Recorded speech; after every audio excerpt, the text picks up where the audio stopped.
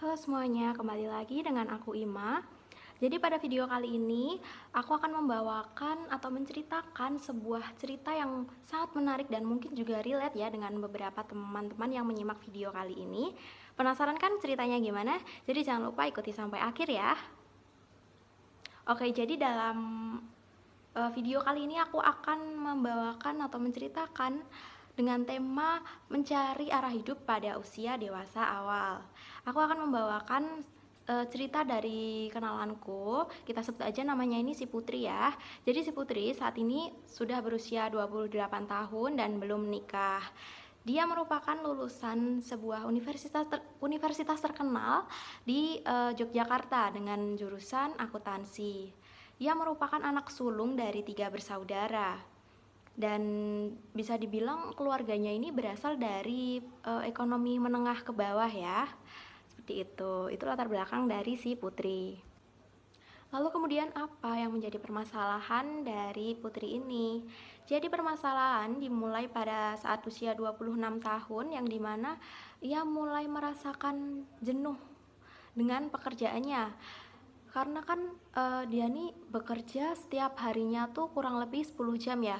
Kalau orang normal kerja dengan 10 jam lebih itu udah ngerasa cukup puas mungkin, tapi bagi Putri dia nih merasa kayak bosen gitu. Hal ini tuh sebenarnya tuh normal aja sih, apalagi untuk generasi sekarang memang gampang bosan ya, tapi dia nih mulai kayak membandingkan diri gitu loh, membandingkan diri dengan teman-teman yang seusianya. Misalkan teman-teman seumurannya ini udah ada yang nikah, udah ada yang punya anak, dan bahkan ada yang melanjutkan studi lanjut ke jenjang yang lebih tinggi.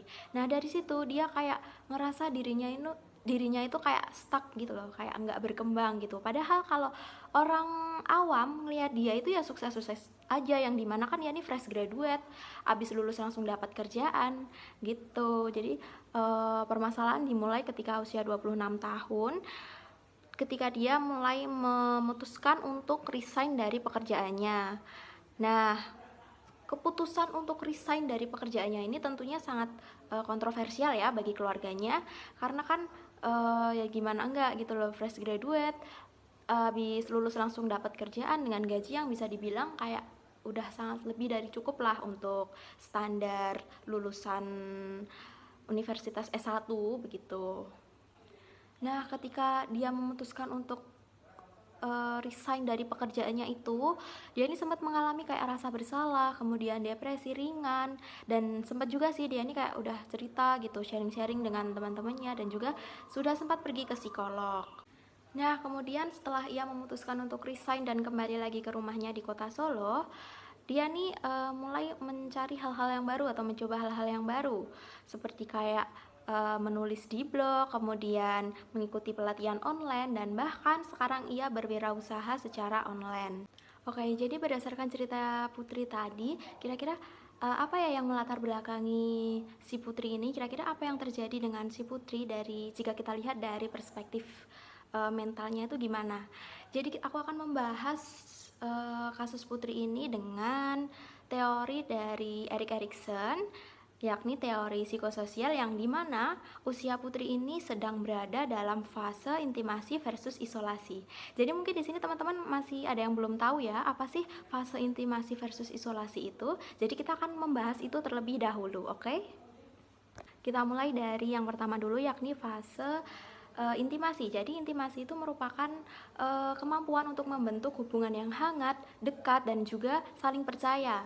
Bukan hanya dengan pasangan ya tentunya, tapi juga dengan teman, dengan keluarga, seperti itu. Nah, jika seseorang ini gagal dalam melakukan fase intimasi ini, maka ia akan terjebak atau masuk ke dalam fase yang namanya itu fase isolasi, yakni kayak fase dimana dia tuh merasa sendirian, terasing, kemudian sulit terhubung secara emosional dengan orang lain.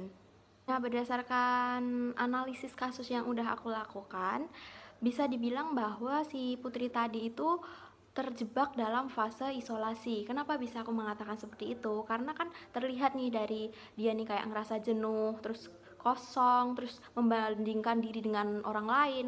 Kalau misalkan teman-teman seumurannya itu udah ada yang nikah, udah ada yang punya anak, bahkan yang melanjutkan ke perguruan yang lebih tinggi, kemudian dia tuh juga merasa kayak gagal dan juga tidak berkembang begitu. Padahal kan kalau dilihat secara awam dia ini sukses-sukses aja gitu.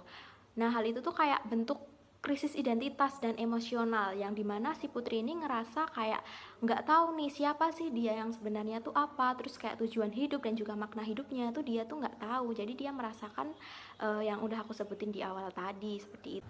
Nah, si Putri ini sebenarnya kayak menunjukkan perjalanan yang khas dari dewasa awal, dan krisis identitas tuh sebenarnya tuh hal yang wajar-wajar aja sih dialami oleh orang-orang umum seperti kita. Nah, dengan adanya fase isolasi itu tuh bisa lah untuk refleksi bagi diri kita sendiri dan juga untuk memulihkan atau membangun kembali arah hidup kita yang belum jelas. Tergantung bagaimana kita menyikapi krisis tersebut begitu. Kemudian kan setelah resign kan dia kan mulai kayak refleksi ya terhadap dirinya sendiri dan kemudian menerima dirinya, kemudian tidak lagi sekedar mengejar standar sosial dan mulai membangun koneksi yang lebih bermakna dengan orang-orang yang ada di sekitarnya. Kemudian pelajaran apa sih yang bisa kita dapat atau kita ambil dari kasus si Putri ini tadi?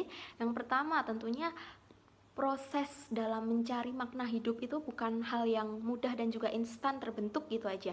Enggak ya, karena kan dalam mencari makna hidup kita tuh memerlukan yang namanya kayak keberanian, eksplorasi, dan juga mengetahui diri sendiri sebenarnya apa sih yang aku cari di dunia ini gitu. Dan perlu kita ketahui juga bahwa hubungan yang intim itu bukan soal hanya tentang pasangan aja, tapi dengan hubungan baik dengan diri sendiri pastinya. Oke, sekian pembahasan kasus Putri pada video kali ini. Semoga bermanfaat ya untuk kalian yang sedang relate juga nih sama kayak Putri. Terima kasih. Wassalamualaikum warahmatullahi wabarakatuh. Dadah semua.